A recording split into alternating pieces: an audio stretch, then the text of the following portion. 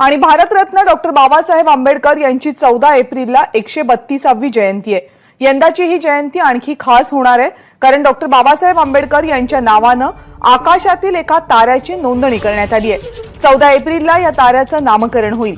सर्वसामान्यांना हा तारा mobile, laptop, संगणक, टॅबवर पाहता येईल। छत्रपती संभाजीनगर महानगरपालिकेचे स्थायी समितीचे माजी अध्यक्ष राजू शिंदे यांनी या ताऱ्याचं रजिस्ट्रेशन केलंय।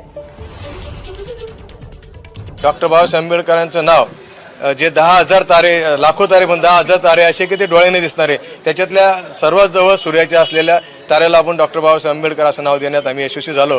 डॉक्टर बाबासाहेबांच्या चरणी आम्ही एक छोटंसं पुष्प वाहण्याचं काम समितीच्या वतीने आम्ही करण्यात आलं आणि आम्हाला आनंद आहे की ज्या आतापर्यंत घोषणा आमचे द्यायचे, वडील व आजोबा द्यायचे, आमचे कार्यकर्ते नेते द्यायचे, जब तक सूरज चांद रहेगा बाबा तुम्हारा नाम रहेगा, तर त्या एका ताऱ्याला नाव देण्याचा आम्ही प्रयत्न केला आणि ते यशस्वी ठरला। त्याचं सर्टिफिकेट सुद्धा आम्हाला मिळालं आणि त्याची रजिस्ट्री आम्ही रिस्टर रजिस्ट्री करून घेतली तारे।